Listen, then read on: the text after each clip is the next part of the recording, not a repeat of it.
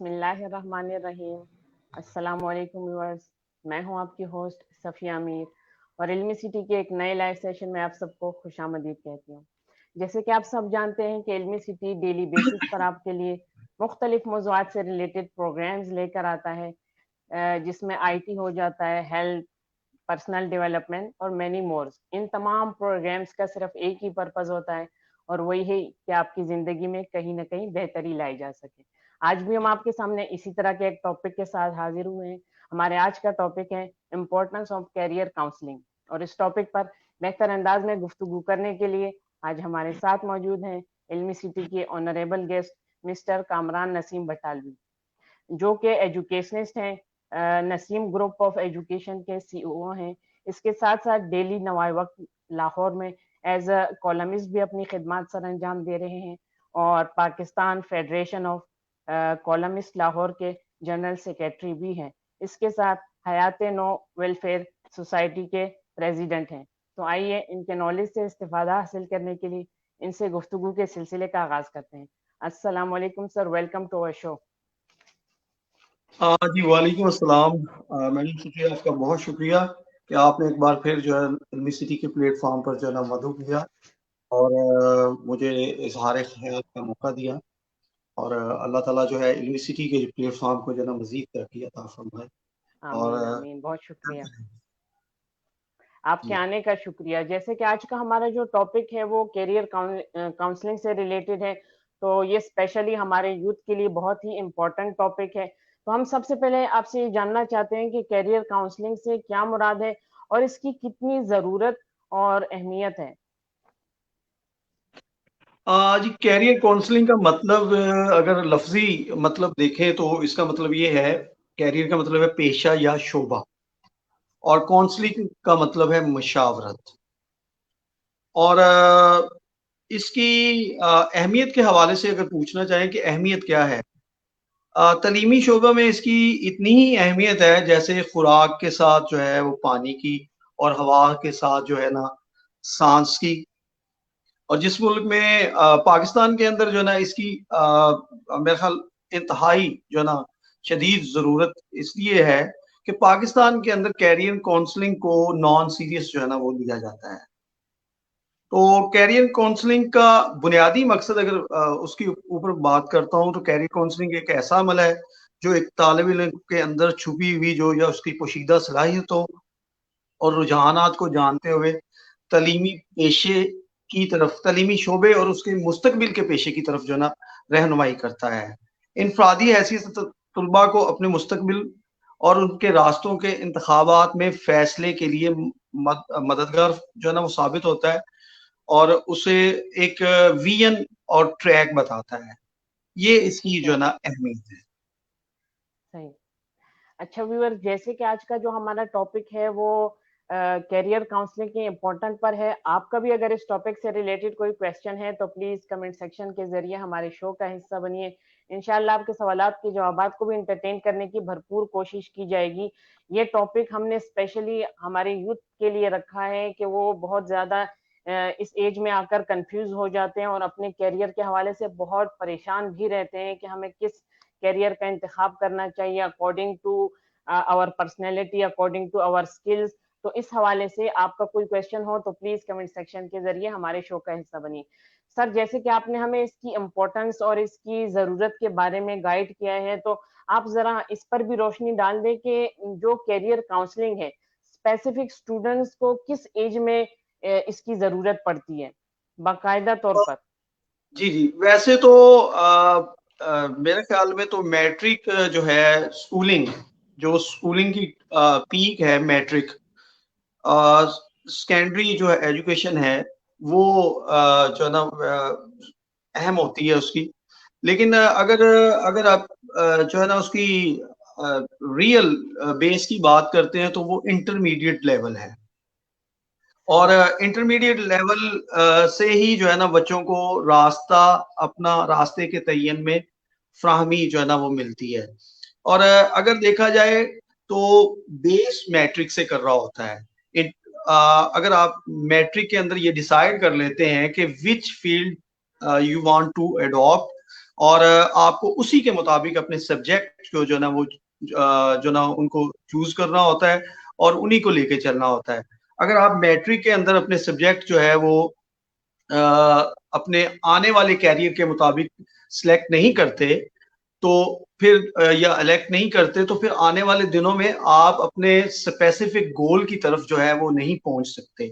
तो specific goal तक पहुंचने के लिए मैट्रिक में कम से कम आपको जो है ना वो बेस का आगाज करना चाहिए और इंटरमीडिएट लेवल पर जाके आपको एक फॉर्मल जो है वे में आगे की तरफ बढ़ना चाहिए।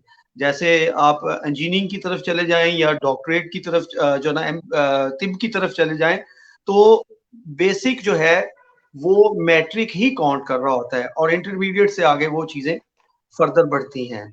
लेकिन कैरियर के अंदर जो है ना वो एक वसी जो है फील्ड है, लेकिन हमारे यहाँ जो है ना इसे स्पेसिफाइड कर दिया गया और उसको जो है ना महदूद कर दिया गया।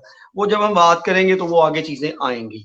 तो फिलहाल यही है कि इसको कम से कम जो ना इंटरमीडिएट से जो ना वो fully as a professional mindset के साथ जो है ना एक स्टूडेंट को सोच के जो है ना वो उसका इंतखाब करना चाहिए और तालीमी इदारों के अंदर भी जो है ना वो इंटरमीडिएट लेवल से कम जो है ना कैरियर काउंसलिंग का आगाज हो जाना चाहिए।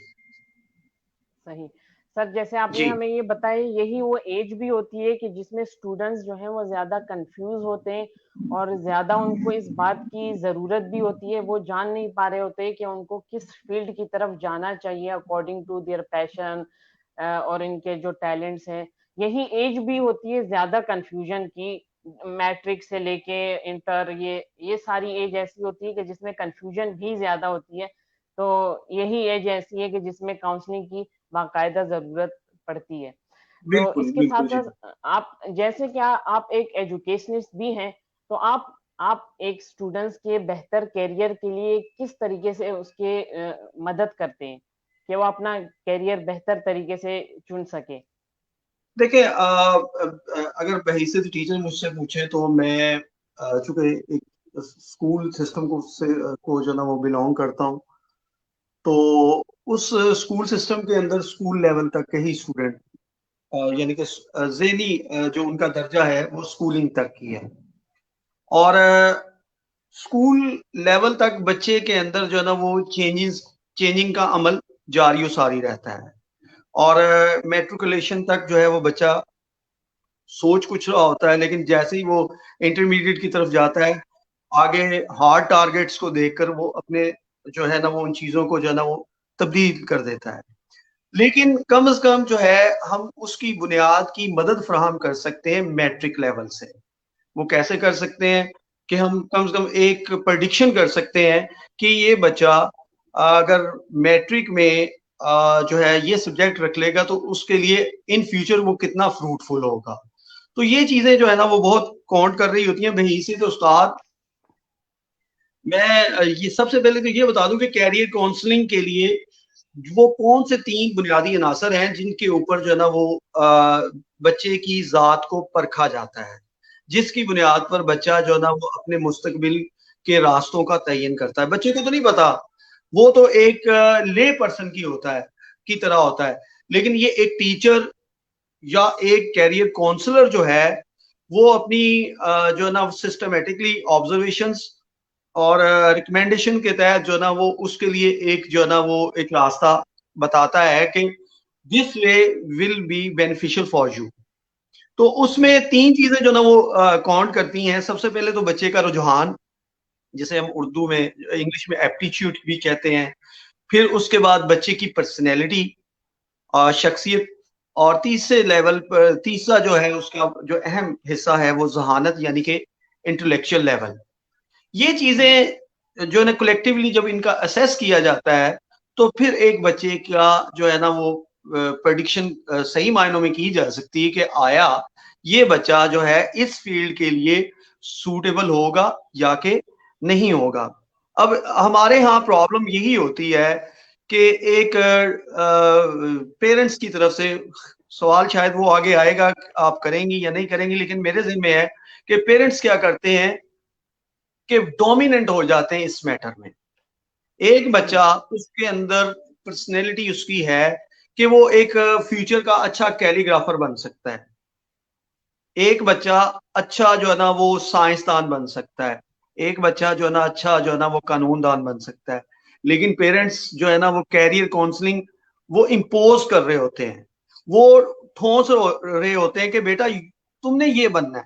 फिर उसका आउटपुट जो ये होता है कि वो बच्चा जो है ना मुस्तकबिल में ना इधर का रहता है ना उधर का रहता है, और उसके ख्वाबों का शरादा बीच में बिखर जाता है। अगर बीइंग जो है ना टीचर, एक उस्ताद या एक बाप की हैसियत से मुझसे पूछे तो मैं तो यही कहूंगा कि बच्चों के रुझानात को देखते हुए, सबसे पहले उसके रुझान को देखते हुए उसको जो है ना वो गाइड करना चाहिए। साथ साथ उसकी पर्सनैलिटी को ग्रूम किया जा सकता है, रुझान को ग्रूम नहीं किया जा सकता। रुझान जो है वो उसका वही होगा, इसलिए उसकी पर्सनैलिटी को ग्रूम किया जा सकता है, आईक्यू लेवल को बढ़ाया जा सकता है। तो बेस किस चीज पे है? वो है एप्टीट्यूड पे, उसके रुझान पे। तो इसलिए कैरियर काउंसलिंग के अंदर ये तीन जो एलिमेंट्स हैं, इंपॉर्टेंट एलिमेंट्स जो हैं, इनको जो है फोकस किया जाए तो फिर जो ना वो आगे बढ़ा जा सकता है। और मैं इसी चीज का कायल हूं कि बच्चों को जो है वो कम से कम इंटरमीडिएट लेवल से जो है ना वो कैरियर काउंसलिंग की तरफ जो है ना वो वेरी सीरियसली जो है ना उसे लेके चलना चाहिए। जी। सही। अच्छा, थैंक यू मोहम्मद। इसके साथ साथ आज का जो हमारा टॉपिक है वो करियर काउंसलिंग की इम्पोर्टेंस पर मबनी है। तो आपका भी अगर इस टॉपिक से रिलेटेड कोई क्वेश्चन है तो प्लीज कमेंट सेक्शन के जरिए हमारे शो का हिस्सा बनिए। इंशाल्लाह कोशिश की जाए कि आपके सवालात को भी इंटरटेन किया जा सके। अच्छा सर, जैसे कि आपने बताया कि स्टूडेंट का जो रुझान है, उसकी जो जहानत है और उसकी जो पर्सनैलिटी है, उसको मद्देनजर रखते हुए काउंसलिंग की जाती है कैरियर की। तो यहाँ पर ये बात भी आ जाती है कि जब हम कैरियर काउंसलिंग करते हैं तो उसके लिए स्पेसिफिक टेस्ट किए जाते हैं, जैसे कि पर्सनैलिटी टेस्ट हो गया, आईक्यू टेस्ट हो गया और एप्टीट्यूड टेस्ट हो गया। इस पर आप थोड़ी सी मजीद रोशनी डाल दें ताकि जो कैरियर काउंसलिंग है उसको हम ज्यादा बेहतर तौर पर उसकी इम्पोर्टेंस को समझ सकें, उसकी जो रिलायबिलिटी है, वैलिडिटी है कि हाँ ये एक हमें जो ये आंसर देता है ये कितना वैलिड होता है। तो आप इस टेस्ट के ऊपर जो इसका जो प्रोसीजर है उस पर थोड़ी सी रोशनी देखिए, डालें। ये टेस्ट जो हैं बड़े जो ना वो सिस्टमेटिकली हैं, और जो तय करदा टेबल्स हैं इसके, उनके मुताबिक लिए जाते हैं, जिसमें हम ज्यादा इसकी बात करें तो साइकोमेट्रिक टेस्ट जो है ना एक टेस्ट होता है। और ये एक ऐसा पैमाना है जो फर्द की सलाहियतों को जांचने का सही पैमाना है। और इसके जरिए जो है वो एक फर्द के अंदर या एक तालिब इल्म के अंदर जो छुपी हुई खूबी है उसको पूरा पूरा जांचा जाता है। ये नहीं है, देखें, हम कुछ बात करते हैं तो जुबानी कलामी, लेकिन जब हम एक पैरामीटर्स के तहत बात करते हैं, हम जो लेवल्स हैं, हम जब उनके मुताबिक बात करते हैं तो हम एग्जैक्ट जो है ना वो रिजल्ट निकालते हैं। तो जब हम बिल्कुल सही। उन तय करदा असूलों के मुताबिक जब हम आगे बढ़ते हैं तो हम जो है ना वो कामयाब हो जाते हैं। तो ये जो एप्टीट्यूड है, पर्सनैलिटी है, ये आईक्यू लेवल है, ये इतने ही मुआवन है जितना कि एक छत के लिए सतून। अगर एक छत के नीचे सतून मौजूद ना होगा तो आप कैसे जो है ना वो एक जो है ना वो एक बिल्डिंग को खड़ा कर सकते हैं। इसलिए सही। ये बेस करते हैं जो ना वो उसकी शख्सियत साजी पे, और जो है ना प्रोफेशनल जो है ना ट्रैक के लिए। जी। सही। अच्छा सर, जैसे कि आपने इन टेस्टों पर रोशनी डाल दी, इसकी एलिब्रेशन कर दी, यहाँ पर ये सवाल भी जहन में आता है कि जो ये साइकोमेट्रिक टेस्ट होते हैं, इसके नतीजे से कभी कभार ऐसा भी होता है कि जो बच्चा होता है वो मजीद कंफ्यूजन का शिकार हो जाता है। तो आप इसके बारे में क्या कहेंगे? एज ए एक्सपीरियंस आपने क्या ऐसी चीज देखी है कि इसके जो नतीजे से स्टूडेंट मजीद कंफ्यूजन का शिकार हो जाते हैं, आया कि नहीं होते? जी, ये बिल्कुल ऐसे ही है। साइकोमेट्रिक टेस्ट जैसे रोजमर्रा की जिंदगी के अंदर, तालीमी इदारों के अंदर जो है वो हम बच्चों के इम्तिहानात लेते हैं। अब एक बच्चा जो है ना वो बड़ा उमदगी से जो है ना वो परफॉर्म कर रहा है, लेकिन पता नहीं क्या हुआ कि उसे एग्जामिनेशन हॉल में जाके वो कंफ्यूजन का शिकार हो गया। और जब वो एग्जामिनेशन हॉल के अंदर कंफ्यूजन का शिकार हुआ तो अल्टीमेटली उसकी परफॉर्मेंस के ऊपर जो है ना वो फर्क आया। असर पड़ा। तो जब एक बच्चा उसका रिजल्ट उसके पर्सनैलिटी या उसकी शख्सियत के मुताबिक नहीं आता तो वो उससे मुतमिन नहीं होता, सही। और जब वो मुतमिन नहीं होता तो फिर वो उसको रिवाइज करता है। ठीक है, तो ठीक साइकोमेट्रिक है। टेस्ट जो या दीगर कोई भी इसका पैमाना है या जो टूल है जिसके जरिए हम असेस करते हैं बच्चे की पर्सनैलिटी या उसकी फ्यूचर के लिए हम प्रिडिक्शन करते हैं, तो ये चीजें जो हैं कहीं पे वेरी कर जाती हैं, लेकिन मोस्टली ये एग्जैक्टली होती हैं। सारे लोग तो कंफ्यूज नहीं हो सकते, सही। सारे लोग कंफ्यूज नहीं हो सकते, और सारे ही बच्चे जी। जो है ना वो जाके डिप्रेस भी नहीं हो सकते। तो चंद एक बिल्कुल ऐसे सही। रेयर केसेस होते हैं जिसके जरिए हम जिनके बारे में हम ये कह सकते हैं, लेकिन मोस्टली जो है वो एग्जैक्ट रिजल्ट जो है ना रिप्रेजेंट कर रहे होते हैं ये वाले टेस्ट, जिसके तहत हम जो है ना एक कैरियर काउंसलर काउंसलर जो है ना वो अंदाजा लगा सकता है कि ये बच्चा जो या ये फर्द जो है उसके लिए बेहतरीन रास्ता कौन सा होगा। सही। सर, आपने यहाँ पर टेस्ट की वजाहत कर दी है, टेस्टों की, बल्कि जितने भी साइकोमेट्रिक टेस्ट होते हैं उनके रिजल्ट की बात आपने की। यहाँ पर ये मजीद अगर हम इस पर बात करने की कोशिश करें तो फिर जब हम इब्तिदाई सालों की बात करें, यानी कि मैट्रिक की या इंटर की, जब हम एवेल्युएशन करते हैं, उनके टेस्ट करते हैं, तो जब इंसान की एज बढ़ती जाती है और एज के साथ साथ उसके टैलेंट, उसके स्किल्स हो गए, उसकी स्ट्रेंथ हो गई, उसमें इजाफा होता है और उसमें तब्दीलियां भी होती हैं वक्त के साथ साथ। तो आया कि जी ये जी। टेस्ट जब हम इंटर और मैट्रिक में करते हैं तो ये लॉन्ग टर्म किस तरीके से एक बेहतर प्रेडिक्शन साबित हो सकती है कैरियर काउंसलिंग के हवाले से? देखिए उसके लिए ये है कि आपके पास जो है ना वो तालीमी निज़ाम ही ऐसा हो कि आपकी प्रेडिक्शन दुरुस्त साबित हो। जब आपके तालीम। एजुकेशन सिस्टम के अंदर जब आपके एजुकेशन सिस्टम के अंदर कहीं पे थोड़ी सी भी कमजोरी होगी तो आपकी प्रेडिक्शंस की भी जो है ना वो कमजोर हो जाएंगी। तो ये है कि आपकी बात दुरुस्त है कि वक्त जैसे ही बदलता है या मामला जैसे ही बदलते हैं और बच्चों के या आने वाले दिनों में जो है ना वो विजन भी चेंज हो जाता है और सही। आइडियाज भी बदल जाते हैं और गोल्स भी जो है ना वो नए आना शुरू हो जाते हैं। और वैसे भी आजकल तो इंफॉर्मेशन टेक्नोलॉजी का दौर है, दिन ब दिन जो है ना वो बच्चा पहले कुछ सोच रहा होता है और थोड़े अरसे बाद वो ट्रेंड के मुताबिक कुछ और सोचना शुरू कर देता है। और यहाँ से मुझे सही। याद एक बात और याद आ रही है कि हमारे यहाँ ट्रेंड जो है ना, ट्रेंड सेटिंग या ट्रेंड, ये कैरियर काउंसलिंग के अंदर कैरियर के अंदर बहुत बड़ी रुकावट है। सही। आपको आवाज सुनाई दे रही? जी जी, मुझे आवाज आ रही है। अब ट्रेंड जो है वो बहुत जो है ना वो इसमें अहम किरदार अदा कर रहा है हमारे यहाँ। हमारे यहाँ ये नहीं देखा जाता कि मेरा जो बेटा है या मेरी बेटी जो है उसकी कैपेसिटी क्या है, उसका मेंटल लेवल क्या है। या एक बच्चा ये देखता है कि मेरा फलां कजन जो है वो इस वक्त जो है ना एक एरोनॉटिकल इंजीनियरिंग के अंदर जो है ना वो काम कर रहा है। एक सही। बच्चा जो है मेरा कजन जो है वो एमबीबीएस डॉक्टर बनने जा रहा है, या मेरा फलां कजन कुछ कर रहा है, तो आप उसको देखकर उसको फॉलो करना शुरू कर देते हैं। तो ये जो है वो उस बच्चे का अपना कसूर है, उन पेरेंट्स का अपना कसूर है जो कि प्रॉपरली उनको गाइड नहीं करते कि बेटा तुम्हारा लेवल, तुम्हारा दर्जा हो सकता है कि तुम जो तुम्हारा कजन कर रहा है तुम, या तुम्हारा जो जानने वाला या तुम्हारा फ्रेंड कर रहा है तुम उससे बेहतर कर लो। तो अब होता ये कि हम लोग जो है ट्रेंड के पीछे लगकर अपने कैरियर्स को बनाने की कोशिश कर रहे होते हैं। रोजमर्रा की जिंदगी में आप लोगों को देखते हैं, कोई टॉप क्लास जो है ना प्रोफेसर सर्जन है, कोई टॉप क्लास लॉयर है, कोई टॉप क्लास जो है वो जो है ना वो रिसर्चर है। तो आप उसको फॉलो करके अगर तो आप डिटर्मिन हैं और लगे रहते हैं तो आप कामयाब हैं। अगर आप जस्ट उसको अज्यूम करके कहते हैं कि मैं भी यही बन जाऊंगा, तो उसके लिए कॉन्टिन्यूसली हार्ड वर्क, डिटर्मिनेशन और स्ट्रगल की जरूरत होती है।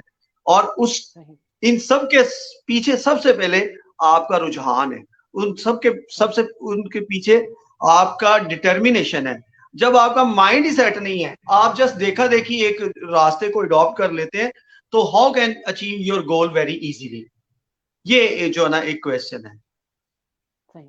जी। अच्छा व्यूअर्स, जैसे कि आज का जो हमारा टॉपिक है वो कैरियर काउंसलिंग की इम्पोर्टेंस पर है। आपका भी इस टॉपिक से रिलेटेड कोई क्वेश्चन है तो प्लीज कमेंट सेक्शन के जरिए हमारे शो का हिस्सा बनिए। इंशाल्लाह आपके सवालात के जवाबात को भी एंटरटेन करने की भरपूर कोशिश की जाएगी। अच्छा सर, जैसे कि इस पर गुफ्तगू जारी है, आप हमें ये बता रहे थे कि ये जो तमाम ट्रेंड की जो बात है वो हमारे करियर में बहुत बड़ा हर्डल है। और फिर यहाँ पर पेरेंट्स की भी बात आ जाती है। जैसे कि पेरेंट्स की बात आ जाती है तो ये एक तरीके से उनकी भी एजुकेशन नहीं होती या उनकी भी अवेयरनेस नहीं होती। तो वो किस तरीके से अपने बच्चों के लिए बेहतर तौर पर उनके करियर के चुनाव में उनकी मदद कर सकते हैं? अब मैं आपको बताऊं कि मेरे कुछ दोस्त हैं जो अब्रॉड सेटल हैं। एक दोस्त ऐसे भी हैं जिन्होंने मलेशिया में खुद जो है ना इंस्टीट्यूशन चलाया, और उस इंस्टीट्यूशन की जो जनरल एजुकेशन की बजाय, यानी कि मलेशिया मलेशिया के अंदर ये मैं बता रहा हूँ कि उसमें सिर्फ जनरल एजुकेशन की बजाय कैरियर काउंसलिंग जो ना उनका टॉप एजेंडा था। और वो मुख्तलिफ तालीमी इदारों के साथ जो है ना वो म्यूचुअल एमओयू साइन करने के बाद जो है वो अपने अदारों के अंदर बुलाया करते थे, या वो खुद उनके अदारों के अंदर जाके कैरियर काउंसलिंग किया करते थे। अब सही। यहां पर प्रॉब्लम ये है कि कैरियर काउंसलिंग की अशद जरूरत है। जैसे मैंने पहले भी कहा, अगर हर तालीमी अदारे के अंदर आप एक एक कैरियर काउंसल टीचर मुकर्रर कर दें तो बेहतर है। अगर ये बजट सही। एक्सेप्टेबल नहीं है, आप इतने वसी पैमाने पर कैरियर काउंसिल भर्ती नहीं कर सकते, तो एटलीस्ट आप पब्लिक स्कूलों के अंदर जो सरकारी स्कूल हैं वहां पर आप जो है तहसील लेवल पर कैरियर काउंसलर जो है ना बनाएं, जिनका काम जो है उस तहसील के स्कूलों के अंदर जाकर मैट्रिक लेवल के बच्चों को जो है ना कैरियर की के लिए जो है ना रहनुमाई करना है। उनके जो एक तय करदा टेस्ट हैं वो लेते हुए उनकी रहनुमाई करना है। अगर ऐसा होगा तो फिर इजीली मुमकिन है। और यहाँ पर प्रॉब्लम ये होती है कि पेरेंट्स, मोस्टली पेरेंट्स जो है ना वो बेचारे दे डोंट नो अबाउट, ना हो कि वो जो ना वो सब्जेक्ट स्पेशलिस्ट जो उसकी जो खासियत होती है मजमून की या उस शोबे की, उसके बारे में कुछ नहीं जान रहे थे। सही। उसमें वो ये दो चीजें करते हैं, या तो वो फॉलो कर लेते हैं जो जो किसी पड़ोसी ने रखा है या कजन ने रखा है या रिश्तेदार ने रखा है, या उसे फॉलो कर लेते हैं, या जनरल ट्रेंड जो सेट है डॉक्टर इंजीनियर का वो या वो कर लेते हैं। तो या फिर उनका बच्चा जो उनको बता देता है अब्बा जी मैंने ये करना है, अब्बा जी के लाखों रुपए लगा के वो बच्चा जो है वो कुछ भी नहीं करता। वजह कि उसके दोस्त उस फील्ड में जा चुके होते हैं और वो अपने दोस्तों की कंपनी को ज्वाइन करने के लिए उस शोबे की तरफ जो है ना वो जा रहा होता है, जो शोबा उसका होता ही नहीं है। तो सही। इसलिए पेरेंट्स को एटलीस्ट जब तक हुकूमत पाकिस्तान या हुकूमत पंजाब कैरियर काउंसलिंग को सीरियस नहीं लेती, तब तक कम से कम पेरेंट्स को एक उनके लिए मशवरा है कि वो अपने बच्चों के उस उस्ताद के पास जाएं जिसने उनको कम से कम 1 से 2 साल पढ़ाया है। वो उस सही। बच्चे की मेंटेलिटी, उसका आईक्यू लेवल और उसकी जर्नल एप्टीट्यूड को देखते हुए उसको गाइड कर सकेंगे कि बेटा आपके लिए ये प्रोफेशन बेहतर रहेगा। कम से कम उसके लिए थोड़ा सा विजन क्लियर हो जाएगा और इंटरमीडिएट में जाके वो मजीद एक्सपोजर के अंदर चला जाएगा। जी। सही। आपने बहुत खूबसूरत तरीके से वजाहत की कि अगर ये काम इस तरीके से नहीं हो रहा तो वालिदैन किस तरीके से अपने बच्चों की मदद कर सकते हैं। और ये बेहतरीन तरीका है कि वो असातिज़ा जो उनको लॉन्ग टर्म पढ़ा चुके हैं, वो बच्चे के बारे में, उसके बिहेवियर के बारे में, उसके इंटेलेक्ट के बारे में, उसकी जहानत के बारे में बहुत कुछ जानते हैं, क्योंकि वो उनको डेली बेसिस पर उनसे उनका इंटरेक्शन होता है और वो उनको जज करते हैं, तो वो उनके बारे में बता जी जी। सकते हैं कि इसकी कौन सी क्वालिटी बहुत ज्यादा नुमाया है, वो स्कूल में इतने घंटे गुजारते हैं। तो अब यहाँ पर आप हमें थोड़ा सा ये भी गाइड करते हैं कि एज अ स्टूडेंट, अगर वालदेन का अपना रोल है, लेकिन स्टूडेंट्स की अपनी भी कोई रिस्पॉन्सिबिलिटी है, वो बच्चा जो आगे अपने लिए कैरियर चूज करना चाहता है और कैरियर काउंसलिंग उसके लिए अवेलेबल नहीं है, वो अपनी मदद आप क्या कैसे कर सकता है, क्या स्टेप ले सकता है अपने पैशन को जानने के, अपने टैलेंट्स को, इन सब चीजों को जानने के लिए वो क्या कर सकता है? और यही वो एज है जिसमें वो ज्यादा कंफ्यूज होता ये है। बड़ा ही आपने जो है ना वो इंटरेस्टिंग जो है ना वो और बड़ा इंपॉर्टेंट जो है ना क्वेश्चन रेज किया आपने। उसमें मैडम इस तरह है कि जो बच्चों के ऊपर जो चीजें लागू होती हैं, जब कैरियर काउंसलर अवेलेबल नहीं है पाकिस्तान जैसे मुल्क में, ठीक है, और अच्छा ये पाकिस्तान, ये साउथ एशिया के ममालिक और इसके अलावा यूरोप के अंदर इसको इंतहाई सीरियसली लेके चला जाता है। वहां पर कैरियर काउंसलर होते हैं। हमारे यहाँ, मैं अपना आपके सवाल का जवाब देने से पहले मैं ये बता दूं कि हमारे यहाँ कैरियर काउंसलिंग कमर्शियल है। वो कैसे है? Okay sir. यूनिवर्सिटियां अब तो आजकल तो कोविड की वजह से चीजें रुकी हुई हैं। बड़ी बड़ी जो है ना अब्रॉड की यूनिवर्सिटियां पाकिस्तान से स्टूडेंट्स को जो है ना वो इकट्ठा करने के लिए या उनकी जेबों से पैसा निकालने के लिए, ये पाकिस्तान की प्राइवेट बड़े पैमाने की यूनिवर्सिटियां पैसा निकालने के लिए वो सेमिनार करती हैं, एक दिन का या 2 दिन का। वो जो ना वो मुख्तलिफ प्रोग्राम कंडक्ट करती है कैरियर काउंसलिंग के नाम पर। उसके अंदर जो है ना वो आपको फ्री भी आप जा सकते हैं, और फ्री जा सकते हैं, लेकिन वो क्या करेंगे, सिर्फ आपको वही बताएंगे जो उनकी यूनिवर्सिटी के रिलेटेड है। ना वो बच्चे की पर्सनैलिटी को देख रहे होते हैं, ना वो कुछ देख रहे होते हैं। Just they are doing marketing for the students. वो बच्चों के लिए मार्केटिंग कर रहे होते हैं कि भाई इन्होंने हमारे पास आना, तो वो कैरियर काउंसलिंग नहीं कर रहे होते। तो यूरोप और साउथ एशिया के डेवलप कंट्री के अंदर जो है ना वो कैरियर काउंसलिंग इंतहाई सेंसिटिव और रिस्पॉन्सिबल जो है ना एक्ट है, जबकि पाकिस्तान में नहीं है। और पाकिस्तान में अगर नहीं है तो पाकिस्तान के अंदर एक,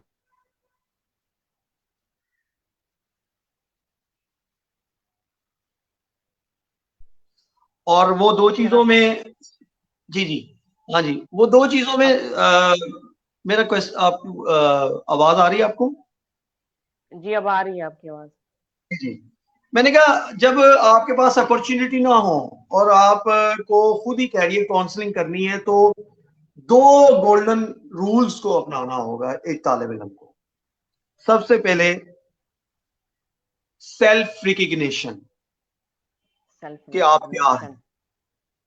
आप क्या हैं, अपनी पहचान पैदा करें।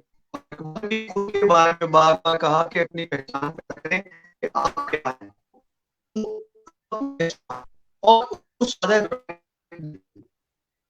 जब अपनी पहचान भी कर लेंगे और डिसीजन भी राइट होगा, तो आप इसी, जब आप अपनी पहचान ही पैदा करेंगे, आप समझते हैं कि आप 100 भी परफॉर्म में, आप समझते हैं कि आप 100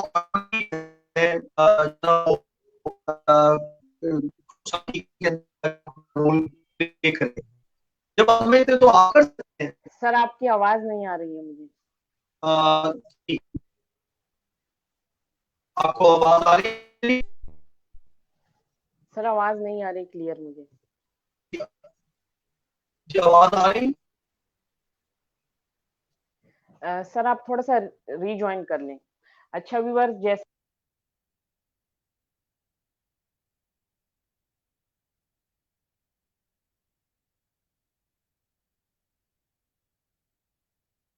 जैसे कि इसकी अहमियत और ज़रूरत जो है वो किस एज में ज़्यादा होती है, स्पेशली हमने बात की कि इंटर और मैट्रिक के एज में ये ज़्यादा अहम होती है। जी सर। जी, आवाज आ रही है आपको? जी, मुझे आपकी आवाज आ रही है। जी जी। मैंने कहा आप जब, बात कर रहे हैं कि अपनी पहचान। हाँ जी, अपनी पहचान और उसके साथ साथ राइट डिसीजन। अपनी पहचान ये है कि सबसे पहले तो आप ये समझते हैं कि आपके अंदर कम से कम इंटरमीडिएट में जाके बच्चा इतना मैच्योर हो जाता है कि वो समझ सकता है कि आया मैं इस सब्जेक्ट के ऊपर कॉन्सेंट्रेट कर पाऊंगा कि नहीं। सही। और जब वो समझता है कि मेरे में पावर है कंसंट्रेशन की और मैं फोकस हूं अपने काम में, तो फिर वो जो है सेल्फ रिकग्निशन जो है ना वो कर लेता है, वो अपनी पहचान पैदा कर लेता है। और जब वो ये समझता है कि मैं ये हूं, और वो फैसला भी जो है दुरुस्त करता है, और जब वो दुरुस्त फैसला कर लेता है तो फिर वो आगे बढ़ता है।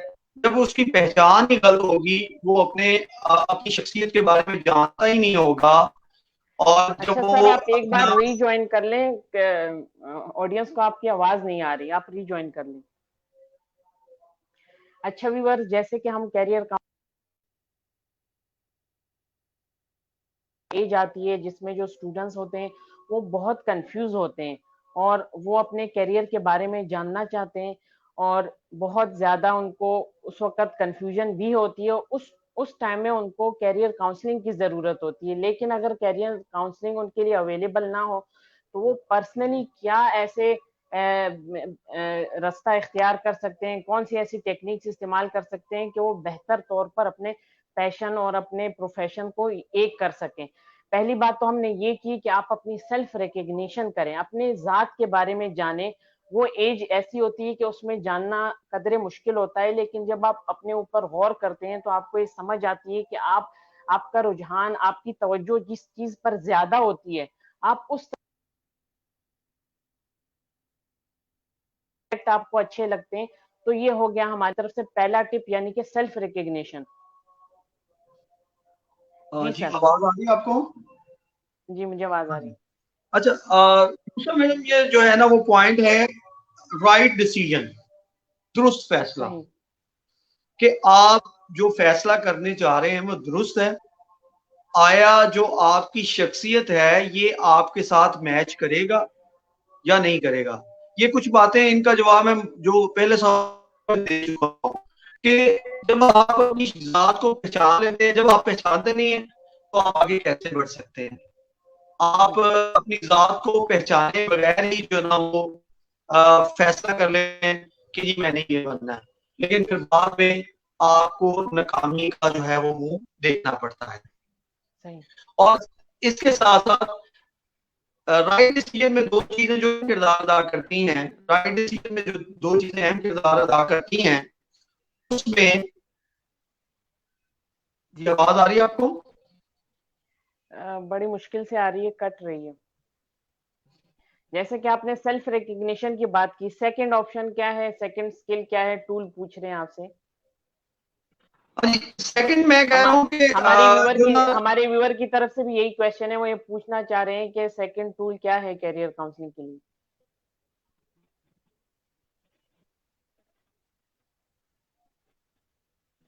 आपको आवाज आ रही?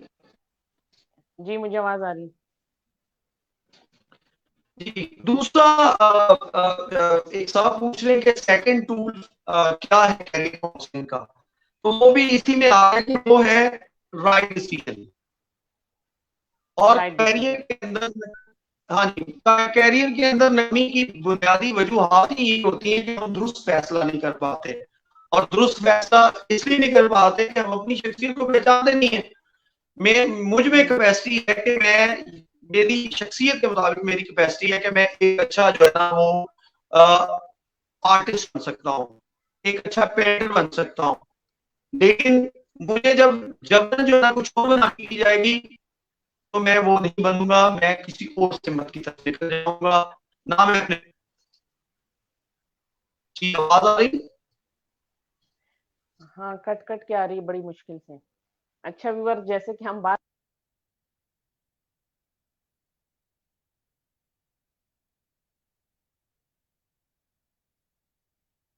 पर्सनली क्या कर सकते हैं? स्टूडेंट्स के लिए मेरी ये एडवाइस है कि वो स्पेशली इस एज में, टीन एज में, उनको गौर-व-फ़िक्र की आदत को अपनाना चाहिए और गौर-व-फ़िक्र की आदत जो है वो इंसान को बहुत आगे चलकर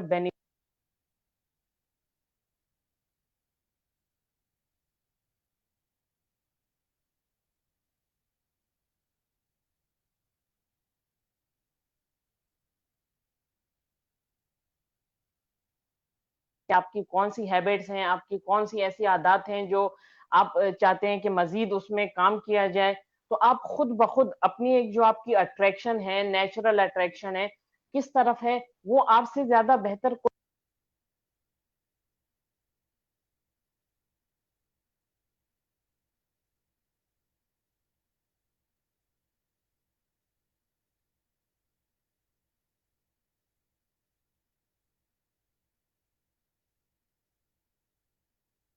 कौन-सी ऐसे सब्जेक्ट जो आपको बार-बार अट्रैक्ट करते हैं अपनी तरफ, जब आप उसको पढ़ते हैं तो आप उसमें गुम हो जाते हैं। किसी को मैथ्स इतना अच्छा लगता है कि वो पढ़ता रहता है, करता रहता है, सॉल्व करता रहता है। इसका मतलब है कि वो अकाउंटिंग और ये चीज़ उसकी फ़ील्ड है।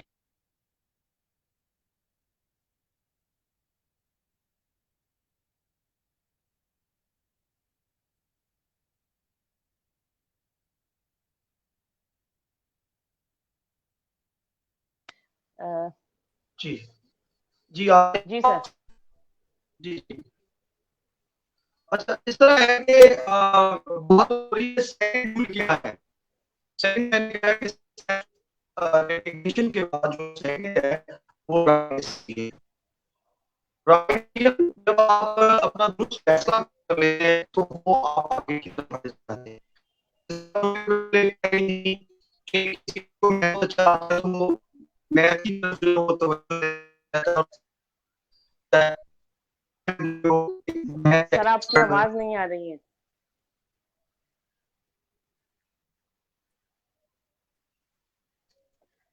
Sir we can't hear you. Sir we can't hear you. अच्छा,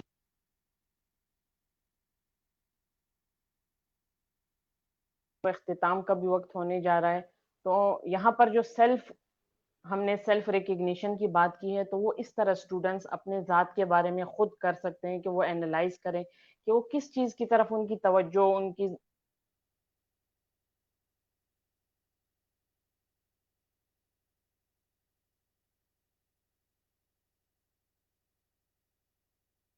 उनको उसको पैशन को मद्देनज़र रखते हुए डिसीज़न को जो है वो साथ में अप्लाई करना चाहिए। अच्छा व्यूअर्स, जैसे कि हमारा जो टॉपिक था वो करियर काउंसलिंग से रिलेटेड था। उम्मीद करती हूँ कि ये जो शो है वो आपको कहीं